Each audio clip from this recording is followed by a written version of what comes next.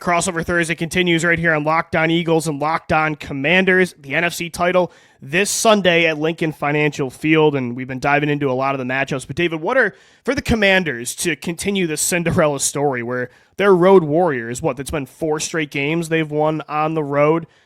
One more gets them to New Orleans, gets them to a Super Bowl with a rookie quarterback. If they're going to pull this thing off, what are the 3 main things they have to do against the Birds on Sunday? Yeah, man. I'm tired, and I've just been covering the games. I'm not even playing the games.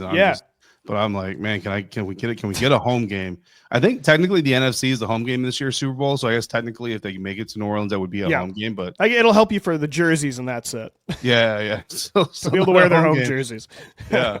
So the 3 things that the Washington Commanders have to do to get a win over the Philadelphia Eagles, obviously you got to contain Saquon Barkley, right? It starts there. Every defender is admitting it.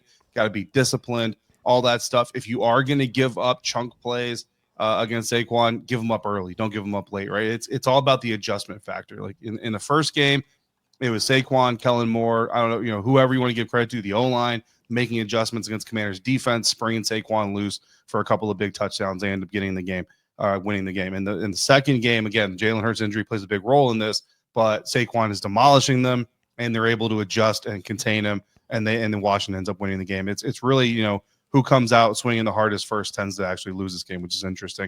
Number 2, get after Jalen Hurts. Like we just talked about that injury. He's not going to be 100% either way. You got to test it, and you got to figure out just how mobile he is.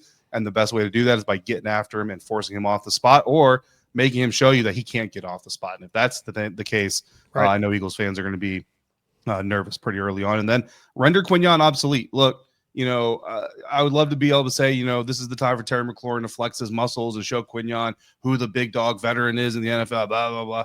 No, just go away from him. But that doesn't mean you got to go away from Terry, right? Run Terry inside away from him. Run Terry on the right side of the formation, put other guys up there, do things where you push Quinyon upfield and throw a pass underneath him and do these things. Look, DBs are very prideful about their real estate. So even if he's covering his guy downfield, but someone on his side of the field catches a pass for big yardage, he's going to get mad about it. He's going to get frustrated about it. And the best way to defeat anybody is to try to get in their head.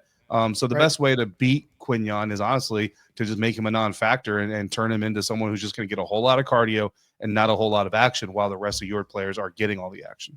No, that's a good point. And I think for the Eagles, one of the keys to victory is Quinyon, and I think there are 3 defensive pillars on all 3 levels. They need to dominate. Quinyon Mitchell in the secondary, Zach Bond at linebacker, and Jalen Carter up front at defensive tackle, because those 3 are so crucial in stopping that dynamic duo that's gotten the Commanders to the Final Four. Of course, Jaden Daniels and Terry McLaurin. Jalen Carter, he wrecked that game against the Rams. Without him, Matt Stafford probably scores and the Eagles season's over, and you're doing this with Locked On Rams. So Jalen Carter has to keep up that domination. Zach Bond, too, without Nakobe Dean. He is so important in the run game, in the pass as well. And then Quinyon against Terry, that is a matchup that I'm watching big time. The other thing for this Eagles defense, it's easier said than done, of course, but they need to contain Jaden Daniels. Keep him inside the pocket. I feel like at times the Eagles have over-pursued on Jaden this year on mobile quarterbacks. It's allowed them to leak outside, make plays outside of structure. I thought that was a big reason Daniels led that comeback the last time these 2 teams played in D.C. So they need to, of course, get pressure on the interior, try to suffocate him and keep him inside the numbers. And then for Jalen Hurts, it's the opposite. He's got to be able to run. I just do not believe, even with all the weapons they have, the defense they have, the offensive line, and Saquon, if Jalen Hurts cannot move and he is a pocket passer, he's a statue on Sunday, and he just cannot make plays with his legs, I just don't know how they win this football game. I don't. So that I'm going to be really, the most nerve-wracking part of this game, it's not going to be any fourth quarter game-winning drive. It's honestly going to be that first drive that the Eagles are on offense and watching how he's moving. That is the game-changing moment, I think, will be right from the jump. Yeah, no, 100%. I mean, you bring up a really good point about how to rush Jaden Daniels. The best teams in the league that have tried that have had some success defending Jaden Daniels have not overrushed the quarterback. And I know that's how they do it with Hurts too. That's the way to do it. Yeah, exactly. Yeah, and I know Seth Joyner, did a video talking about how important that's going to be this weekend, and he couldn't be more correct in that. And Vic Fangio knows that. He's going to tell his players that. Again, it comes back to that mental maturity and intelligence, right?